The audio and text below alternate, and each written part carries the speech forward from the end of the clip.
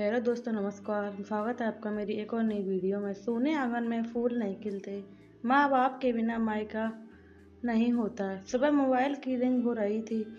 बबलू भैया ने फ़ोन किया था। मेरा दिल एक बार धक से कर बैठ गया, लेकिन फिर भी मैंने हिम्मत कर फ़ोन उठाया और कहा, प्रणाम बबलू भैया, कैसे हैं आप? बिल्कुल ठीक हूँ सुरभि, तुम लोग कैसे हो? विनीत कैसे हैं? और आप अपना बिट्टू कैसा है? सभी का हालचाल लेने के बाद उन्होंने बिना किसी दोषारोपण के कहा, सुरभि अम्मा की बरसी है, प्लीज समय निकाल कर चले आना। अरे हाँ बिल्कुल भैया, मैं ज़रूर आऊँगी। विनीत और बिट्टू को लेकर ही आऊँगी। बबलू भैया ने सब हालचाल लेकर फ़ोन रख दिया। अभी दिमाग स्थिर भी नहीं हुआ था कि आदित्य भैया ने फ़ोन किया और कहा, सुरभि अम्मा की बरसी है, आ रही हो क्या? हाँ भैया, अभी बबलू भैया ने फ़ोन किया था। मैं शाम को विनीत आएंगे तो उनसे बात कर लेती हूँ। आना तो पक्का ही है, उन्होंने कहा। मैं फ़ोन रखता हूँ। मुझे ऐसा लगा कि आदित्य भैया को बबलू भैया का नाम लेना अच्छा नहीं लगा।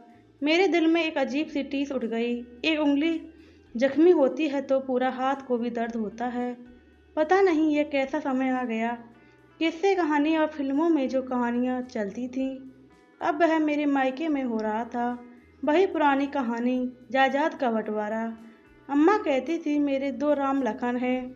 आज यह दोनों राम लखन एक छोटी सी जमीन को लेकर लड़ने मरने को तैयार थे। अम्मा इस दुनिया में नहीं थी, रहती भी तो क्या झगड़ा निपटा सकती थी। मेरी समझ में नहीं आता।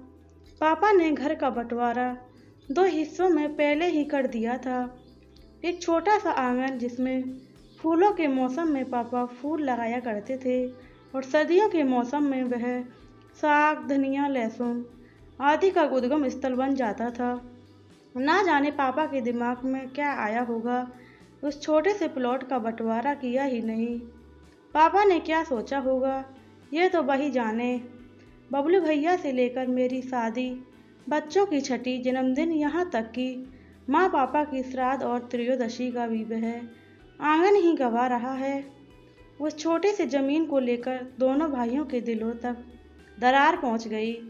अब विनीत मेरे मायके में हस्तक्षेप नहीं करना चाहते थे, वह न्यूट्रल ही रहा करते थे। इस समय भी वह मेरे साथ चलने को तैयार नहीं थे। उन्होंने काम का बहाना बनाया और कहा, सुरभि तुम्हें अकेले ही जाना चाहिए, मैं ड्राइवर को साथ लगा देता हूँ। ठीक है, मैंने भी इतना ही जवाब दिया, क्योंकि मैं भी नहीं चाहती थी कि वहाँ की आग विनीत तक या उनके परिवार तक पहुँचे। अपने ख्यालों में खोए मैं कब घर पहुँच गई, मुझे ख्याल ही नहीं आया।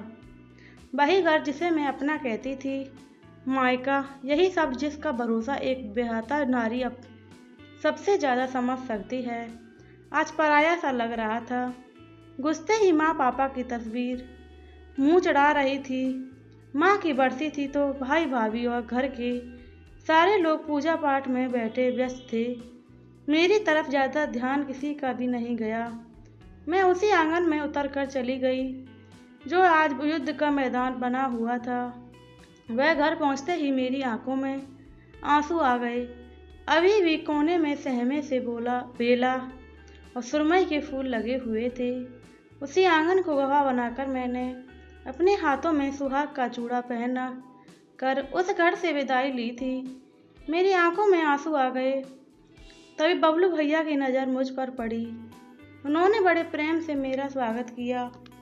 पूजा पाठ संपन्न होने के बाद रात में जब सब लोग एक साथ बैठे, तब बबलू भैया ने कहा, सुरभि, इस झगड़े की सारी जड़ यह आंगन ही है। हम दोनों भाइयों ने फैसला किया है कि अब पूरा घर ही हम बिल्डर को दे रहे हैं। वह यहाँ एक बड़ा सा मार्केटिंग कॉम्प्लेक्स बनाएगा और उससे लगे हुए मल्टी स्टोरी बिल्डिंग, जिसमें तीन तीन फ्लैट हमें मिल जाएंगे। सारी लड़ाई खत्म। आदित्य भैया ने भी इस बात का समर्थन किया और दोनों भाभियाँ मुस्कुराते हुए मौन स्वीकृति दे रही थी। मैं क्या कहती, मेरी समझ में नहीं आया, क्योंकि लड़कियां तो मायके में पराया धन होती हैं। अब वह घर कहाँ रह गया। एक मायका था पराया हो गया। मैंने भी उनकी हाँ में हाँ मिलाते हुए कहा, हाँ भैया, ये बिल्कुल सही रहेगा। मेरे अंदर लेकिन मेरे अंदर की टीस अब और ज़्यादा गहरी हो गई थी। वहाँ से लौटते हुए मुझे लगा, अब कहाँ रह गया मायका। माँ पापा की यादें, अपने बचपन की यादें सबको अपने जेहन में समेटे आई हूँ। विनीत की नज़र पड़ने से पहले ही मैंने अपने आंसू पोंछ लिए। प्लीज़ दोस्तों, कहानी अच्छी लगी तो चैनल को सब्सक्राइब करें, वीडियो को लाइक करें, कमेंट करें, अपनी राय ज़रूर बताएं। मिलते हैं आपको आगे आने वाले वीडियो में। जय श्री राम, राधे राधे, जय श्री कृष्ण।